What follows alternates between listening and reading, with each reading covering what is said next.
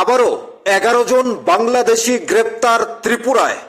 কিভাবে border cross করলো, কারা এই বাংলাদেশিদের সুযোগ দিল, দালালরা কারা, কি শাস্তি পাবে এই বাংলাদেশি এবং ভারতীয় দালালরা? শুনুন পুলিশের এক্সক্লুসিভ বক্তব্য। থাকুন নিউজ ত্রিপুরা 1 চ্যানেলের সাথেই। আটক করা হয়েছে আমাদের আগরতলা রেল স্টেশন থেকে, আমরা জিআরপি থানা এবং আরপিএফ থানা মিলে। তো এর মধ্যে 11 জন তারা বাংলাদেশি ন্যাশনাল, তারা অবৈধভাবে বর্ডার ক্রস করে এসেছে এবং তারা ট্রেনে করে, মানে দূরপাল্লা ট্রেনে করে ওই আহমেদাবাদ এবং চেন্নাই যেতে চেয়েছিল এরকম বলেছে আর কি। আর আমরা তাদেরকে সহযোগিতা করছিল মানে আসা যাওয়াতে, এরকম আমরা 3 জন আমাদের যে ইন্ডিয়ান টাউন ওনাদেরকে অ্যারেস্ট করা হয়েছে, মোট 14 জন।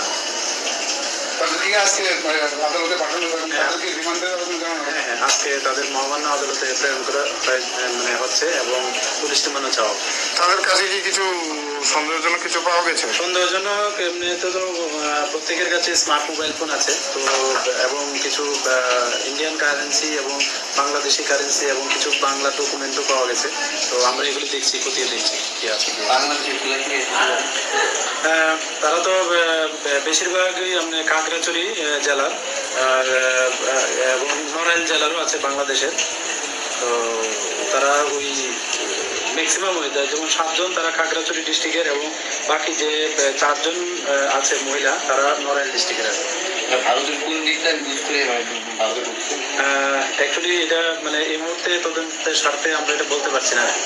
আচ্ছা, অনেকদিন ধরেই আপনারা বাংলাদেশে আটক করছেন তাদের এই জিজ্ঞাসাবাদের পরে রিমান্ডে আনার পরে কি কারণে তারা বাংলাদেশ থেকে ভারতে আসছে কিছু পাওয়া গেছে? বেসিক্যালি তো মানে তারা বলছে যে কাজ করার জন্যই তারা এদিকে আসছে। তো আবার কিছু বলছে পার্লারের কাজও মানে করতে যাবে এরকম বলছে। বিভিন্ন যে তাদেরকে যে দালাল ধরে মানে পাঠাচ্ছে, তো এগুলিও সন্দিগ্ধ বিষয়। তো আমরা এগুলিও খতিয়ে দেখছি এবং আমাদের এই বিষয়ে আমাদের যে সিস্টার এজেন্সি আছে তাদেরও সহায়তা নিচ্ছি আর কি।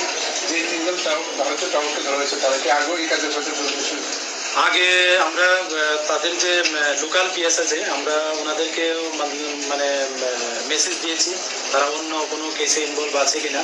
তো এখন পর্যন্ত তো এটাতে পাওয়া গেছে। তো আগে আমরা দেখবো, আর রিমান্ডে আসলে আমরা আরো দেখতে পাবো। স্যার, যে 3 জনকে আটক করা হয়েছে তাদের মধ্যে একদম বহিরাজ্যের আছে। হ্যাঁ, মানে আসাম রাজ্যের আর কি, শিলচরের বাসিন্দা। শুনলেন, এই বাংলাদেশিদের ভারতের অর্থাৎ ত্রিপুরা রাজ্যের আগরতলা রেলওয়ে স্টেশন থেকে গ্রেপ্তার করা হয়েছে 11 জন বাংলাদেশি এবং 3 জন ভারতীয় দালাল। কিভাবে সুযোগ পাচ্ছে বাংলাদেশ থেকে আসার? তাদেরকে শেল্টার দিচ্ছে কারা? ভারতীয় দালালরা টাকার বিনিময়ে, পয়সার বিনিময়ে তাদেরকে ভারতে আসার সুযোগ করে দিচ্ছে। একদিকে ভারতের প্রশাসন, ভারতের প্রধানমন্ত্রী নরেন্দ্র মোদী, রাজ্যের মাননীয় মুখ্যমন্ত্রী professor doctor Manik Saha, police, BSF, TSR, border guard প্রত্যেকে এই বাংলাদেশিদের যাতে ভারতে আসতে না পারে বাংলাদেশিরা, সেই পরিকল্পনা নিয়ে বর্ডার পাহারা দিচ্ছে। আর অন্যদিকে দালালরা, যারা অশিক্ষিতরা, অপদার্থরা, যারা নিজের ভারতকে একেবারে শেষ করে দিতে চায়, জঙ্গিদের কাছে বিক্রি করতে চায়, এই দালালরা পয়সার বিনিময়ে ভারতে আসার সুযোগ করে দিচ্ছে এই বাংলাদেশিদের। যারা খুনি, সন্ত্রাসী, অত্যাচারী, ড্রাগস মাফিয়া প্রত্যেকে আছে এর মধ্যে বাংলাদেশিদের মধ্যে, যারা কাজের বিনিময়ে ভারতে আসবে বলে খুন, সন্ত্রাস, অত্যাচার এবং নির্যাতন, গরু চুরি থেকে শুরু করে প্রত্যেকের সঙ্গে জড়িত থাকে। অর্থাৎ তাদেরকে সুযোগ দিয়ে ভারতকে শেষ করে দিচ্ছে একেবারেই। এই বাংলাদেশিদের শাস্তি দেওয়ার আগে ভারতীয় দালালদের সবচেয়ে বড় শাস্তি দেওয়া উচিত। তাহলেই এই বাংলাদেশিরাও কখনো আসার সুযোগ পাবে না, আর ভারতীয় দালালরাও আর কখনো সাহস পাবে না বাংলাদেশিদের সাথে হাত মেলানোর।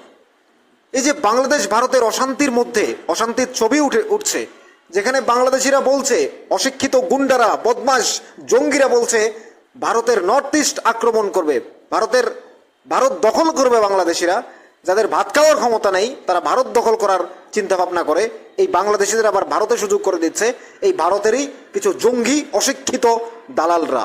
এসব দালালদের আগে কঠিন শাস্তি দেওয়া উচিত, তারপরে বাংলাদেশিদের কঠোর শাস্তি দেওয়া উচিত। আপনার কি মনে হয় জানাবেন কমেন্টস বক্সে। এত নোংরামি কাজ করতে পারে, এত অপদার্থ হয় কি করে মানুষ? নিজের দেশকে জঙ্গিদের হাতে তুলে দিতে চায়, নিজের দেশে জঙ্গিদের আশ্রয় করে দিচ্ছে, নিজের দেশে উগ্রবাদীদের জঙ্গিবাদীদের তুলে আনছে, যে ভারতে গুন্ডা সন্ত্রাস বদমাস জঙ্গিবাদী চালানোর জন্য তাদেরকে সুযোগ করে দিচ্ছে। এ কেমন ভারতীয় লোক তারা, কেমন ভারতীয় দালাল? তাদেরকে আরো কঠিন শাস্তি দেওয়া উচিত বলে আমরা মনে করছি। আপনার কি মনে হয় জানাবেন নিউজ ত্রিপুরা 1 চ্যানেলের কমেন্টস বক্সে।